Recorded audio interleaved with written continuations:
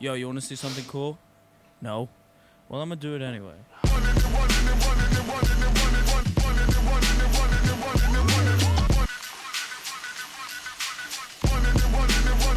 Step into the scene! No, nobody can do it like me! Zoop house plate with the kick was... I was the black top king! 360s in my green machine! I was a kid and I was breaking down doors! Listening to Tribe, now we on a world tour!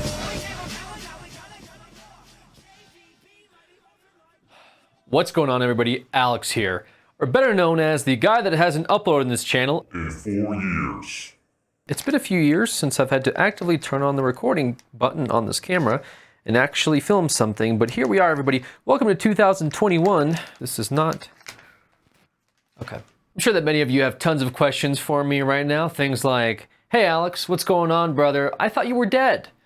For real. As well as, how did I subscribe to this channel? What's going on? Somebody please help me? Please, dear God, help me? Those are, of course, very valid questions. I'd be asking myself that if I was in your position as well. To answer just a few of those things, this channel is now being called Alex because, well, a few years ago I decided to rebrand myself as a nickname that I've been going under for several years. Trying to start making some deals. Now, Immortal, what do you want?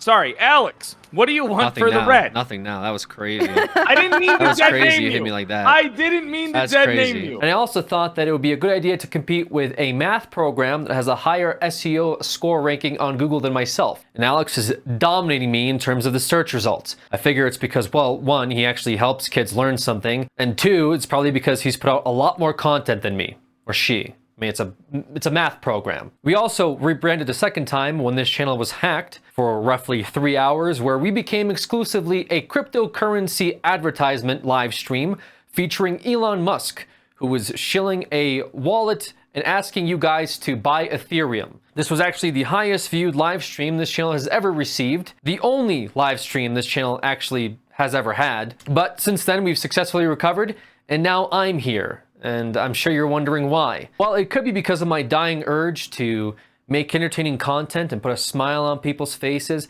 that passion, that urge, that strife to make content. Or it could be because the bills are starting to pile up and things are getting desperate around here. See, I wrote this out, and I mean, between like the fact that I must have run out of ink when I printed this out and also all the coffee stains on this, I'm beginning to wonder what exactly I was going through. But I mean, furthermore, this video was clickbaited. It has a thumbnail. So what exactly was the point, Alex? What is the most popular YouTube channel in the world? No, it's not yours. Is it T-Series, Alex? We kind of knew that T-Series is popular. I mean, it's the #1 most subscribed to YouTube channel in the world. Or is it Mr. Beast, who recently got the second spot for the most subscribed to channel in the world? No, in fact, it's not what you're thinking at all, because at the time that I wrote this video, the second most popular YouTube channel with the most subscribers was, in fact, CoComelon. I specifically only bought this for this one still, for this one frame in the video. I want you guys to know that. But Alex, it's no longer the second most popular, neither was it the first most popular. So what exactly gives? Well, if you break it down, T-Series is a conglomerate. It's almost like a corporate entity. It's a television network in itself, based out of course, India. And then when you have Mr. Beast, that's a very good comparison, only because Mr. Beast recently became the second most subscribed to independent YouTube channel.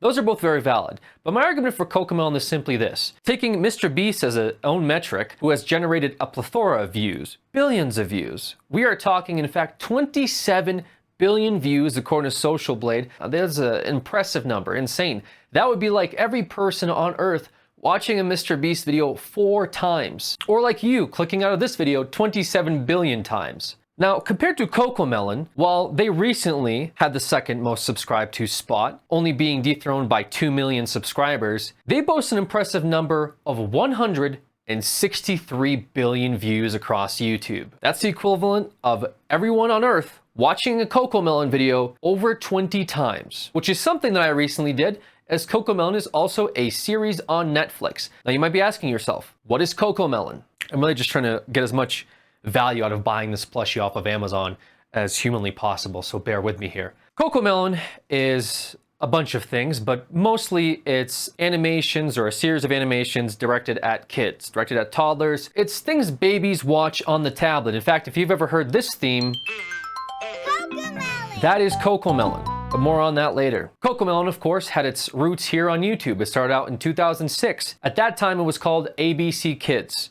This was a channel that was started by a couple who had a passion for, I assume, animation and wanted to provide some entertainment for all those kids on YouTube watching, cartoons. The story behind CoComelon is actually rather wholesome. And the only reason I even went down this rabbit hole and years later decided to make an entire video about this, in fact, resurrecting my channel on the premise of CoComelon existing, is very simple. I'm a jealous person. This was also something that was recommended to me by Netflix. At some point in time, after observing me watching anime and cartoons back to back, Netflix decided that I am in fact a toddler myself and therefore recommended me CoComelon. Now, being on YouTube as often as I am, I'm of course familiar with CoComelon myself. I'm sure some of you babies out there may be watching this right now. You shouldn't be. Your parents should come grab you before I start really ranting about how much this channel for kids has impacted me. But ultimately the point is, as a result of CoComelon's popularity, there's been tons and tons of different copycats that have existed on YouTube. I mean, half the time if you look up CoComelon, you just run across all kinds of different other channels that pretty much parody the same thing. In fact, even Netflix itself has copycat clone shows that exist on its own network. There's not a lot of information outside of what you see in the surface. Again, it is like a series of animations that look like they were rendered by an AI software and programmed by some college student that just started to learn how to program in 3D.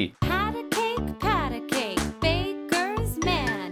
Bake me a cake as fast as you can. It's nothing to really write home about. The songs aren't original. I mean, you get the whole wheels on the bus go round and round.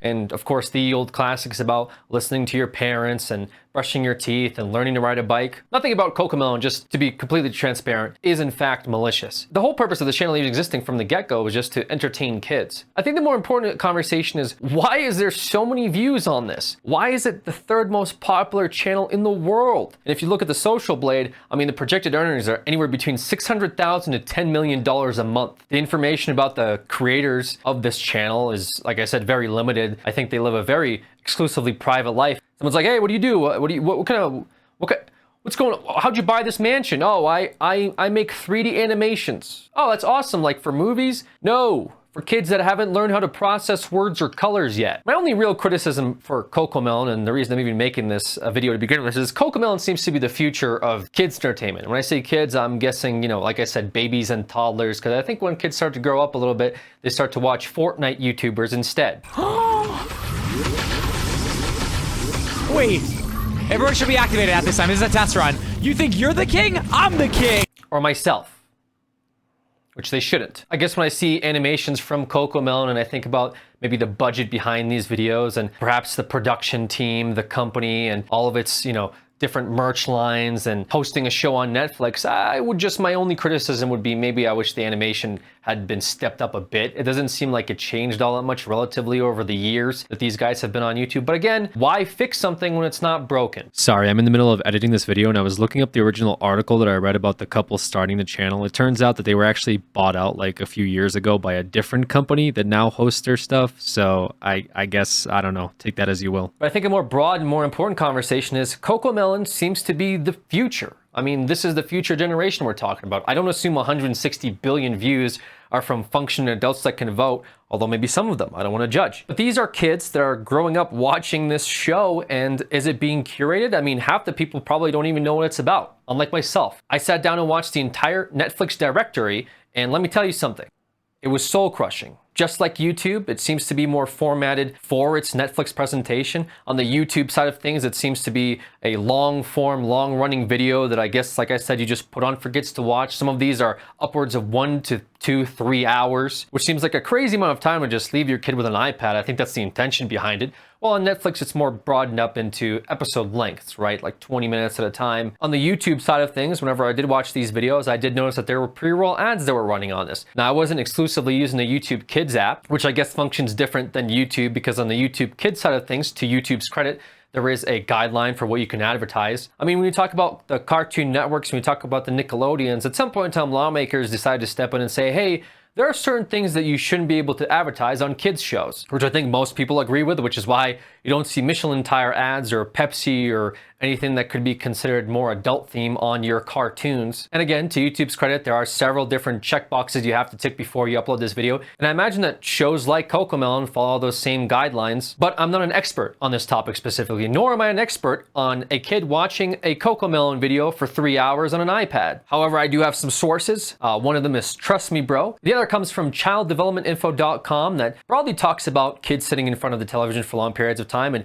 much like your parents told you about rotting your brain, the concept is very similar. Kids that are proactive in watching the television or shows on the iPad for a long period of time are less creative and start to form other bad habits. That's not really Cocomelon's issue, nor is it an issue of Netflix or other copycat channels that I've brought up in this video. It comes down to more of a parenting issue. I just think that parents should be more aware of what their kids are watching, especially on YouTube. In fact, I've seen some pretty disturbing videos of the Cocomelon song playing and kids running at it like it's the dinner bell being called.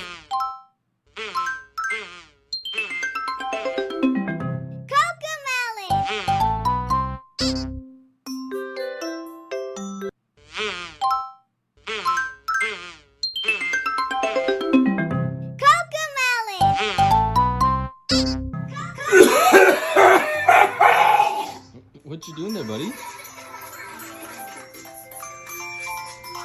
I'm thirsty! Here's your drink, bud. Oh no, that one! I don't know. I mean, I'm not a psychologist, but something about it is definitely strange. Or maybe, just maybe, several years of locking myself in solitary confinement has led me to be extremely paranoid. And maybe we welcome our YouTube overlords, our content creator kings, with open arms. Regardless, this is more of a video to get me back on the camera because I have a lot of things to rant about. Since the end of Couch Hop, I moved from California to Colorado, where I now reside. For those of you that don't know, I stream regularly on Twitch all the time. You can follow me on twitch.tv/Alex, as well as any of my other social medias if you want to keep up with what I'm doing. Hopefully you guys enjoy this impromptu video, and I will see you on the next one. By the way, I turned 30 very recently, and if you think you feel old, just think how I feel.